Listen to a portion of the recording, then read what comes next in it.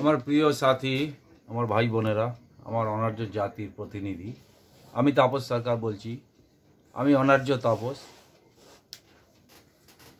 আজকে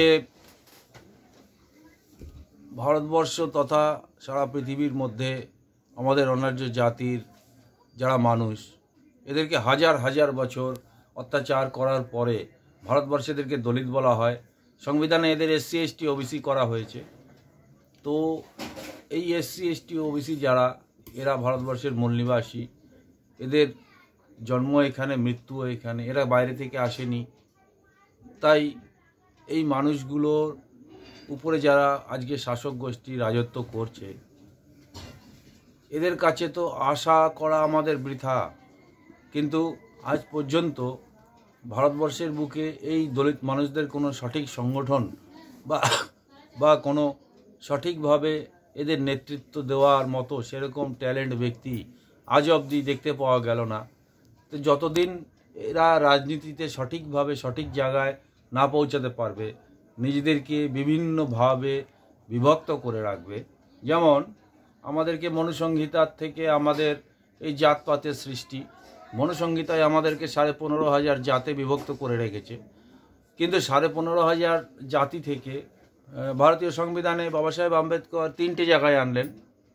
কিন্তু 3টে জায়গায় আনার পরে আবার সেই বিভিন্ন জায়গায় বিভিন্ন ছোট ছোট সংগঠন তৈরি হলো জাতির নামে। এটা ঠিক না। যদি ভারতবর্ষে যদি অনার্য জাতিকে মুক্তি পেতে হয়, ভারতবর্ষে যদি অনার্য জাতিকে আবার তার জীবনের পিক পয়েন্টে পৌঁছাতে হয়, তাহলে ভারতবর্ষের যারা অনার্য জাতি মানুষ আছে তাদেরকে ভাবতে হবে যে তারা সমাজে 85% মানুষ হচ্ছে অনার্য, এসসি এসটি ওবিসি অনার্য জাতি। এই 85% মানুষকে অনার্য জাতির ছাতার তলায় এসে নিজেদের নামে টুকরো টুকরো করে ছোট ছোট সংগঠন না বানিয়ে, নিজেদের আবার ওই মনুসংহিতার অনুসরণ না করে, মনুসংহিতা তো আমাদেরকে ভাগ ভাগ করেইছে, আবার নিজেরা যদি আমরা সেই ভাগটা যদি এগিয়ে নিয়ে যাই, তাহলে আর কবে আমাদের যে জেনারেশন, কবে আমাদের মানুষরা এক ছাতার তলায় এসে এক ছাতার তলায় দাঁড়িয়ে তার বংশকে সারা পৃথিবীর সামনে এগিয়ে নিয়ে যাবে?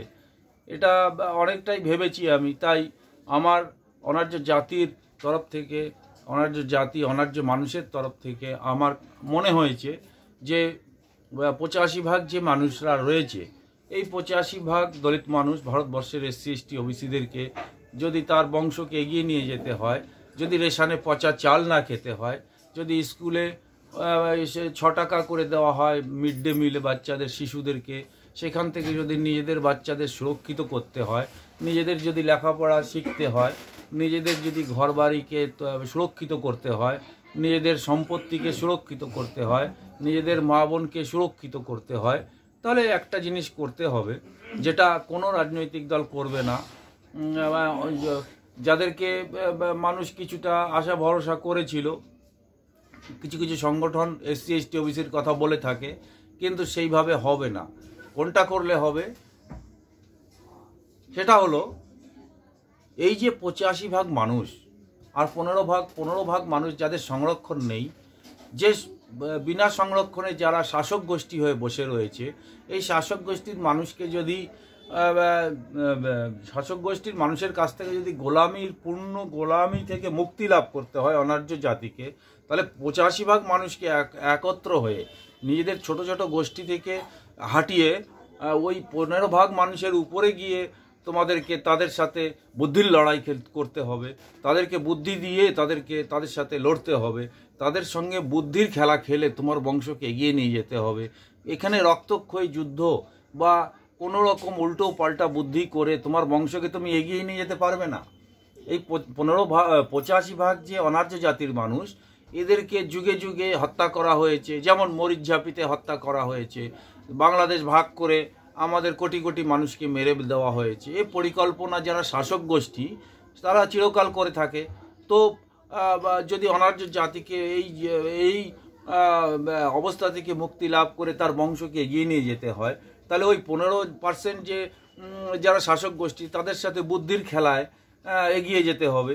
সেখানে তুমি যদি ছোট ছোট গ্রুপ তৈরি করো, ছোট ছোট জাতির নামে ঝান্ডা নিয়ে ঘুরে বেড়াও, তাহলে বা ছোট ছোট সংগঠন তৈরি করো, কোনো দিন হবে না। অনার্য জাতির ছাতার তলায় তোমাকে আসতে হবে। 85% মানুষকে অনার্য বলে ডিক্লেয়ার দিতে হবে। 85% SC ST OBC মানুষকে অনার্য না আর্য এটাকে বুঝতে হবে। অনার্য সমাজের মানুষ যদি চিরকাল যদি 15% মানুষের পদদলিত হয়ে বা 15% মানুষের কথা শুনে চলতে চায়, তাহলে কোনোদিন অনার্য জাতির মুক্তি হবে না। এটা আজকে নয়, এটা হাজার হাজার বছর ধরে বহু মহাপুরুষ এই কথাগুলো বলে এসছে। আজকে মহাপুরুষদের সেই কথাই আমি খেয়াল করি, যে জাতির দল নেই সে জাতির বল নেই। তো আজকে ভারতবর্ষে কিন্তু আজ অবধি কোনো জাতি একটাও দল বানাতে পারেনি। নিজস্ব অনার্য জাতির যে দল, সেই দলে তোমাদের সামিল হতে হবে। অনার্য জাতি বলে ডিক্লেয়ার দিতে হবে তোমাকে।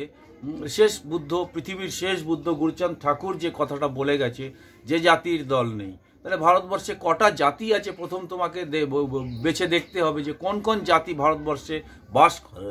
সেখানে আর্য জাতি এবং অনার্য জাতি, এই দুটো জাতি ভারতবর্ষের মূল নিবাসী।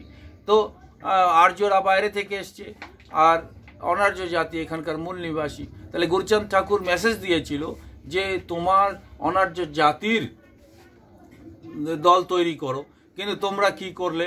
কিছু মানুষ নিজেদের ছোট ছোট আইডিওলজি বানিয়ে, নিজেরা ছোট ছোট গোষ্ঠী বানিয়ে নিজেরা নিজেদের স্বার্থে এগিয়ে যাওয়ার চেষ্টা করলে তাতে সমাজের কোনো মঙ্গল হবে না। সমাজের আজ অবধি মঙ্গল হয়নি। তাই আমরা আজকে রেশনে পচা চাল খেতে বাধ্য হচ্ছি, আর দুটো স্কুলে পচা ভাত খাচ্ছে আমাদের বাচ্চা শিশুরা। এইভাবে আমাদের জীবনযাপন হচ্ছে। আর স্কুলে লেখাপড়া তো কী চলছে, কলেজে বিশ্ববিদ্যালয়ে লেখাপড়া কী চলছে, সে তো সারা পৃথিবী জানে ভারতবর্ষের লেখাপড়ার মান কোথায় চলে গেছে। তো এইভাবে আমাদের অনার্য জাতি বেঁচে আছে। অনার্য জাতিকে যদি সত্যিকারের মাথা তুলে দাঁড়াতে হয়, তাহলে গুরুচাঁদ ঠাকুরের সেই কথা, তোমার যে জাতির দল নেই সে জাতির বল নেই। কিন্তু ভারতবর্ষের মানুষরা আজ পর্যন্ত বুঝতেই পারলো না যে কোন জাতির মানুষ তুমি, কোন জাতি ভারতবর্ষে রাজত্ব করবে, কোন জাতি ভারতবর্ষের মূল নিবাসী জাতি। সেই জাতি হচ্ছে অনার্য জাতি, সেই জাতি হচ্ছে অনার্য জাতি, সেই জাতি হচ্ছে অনার্য জাতি। জয় মহাপুরুষ, জয় মহাপুরুষ, জয় মহাপুরুষ।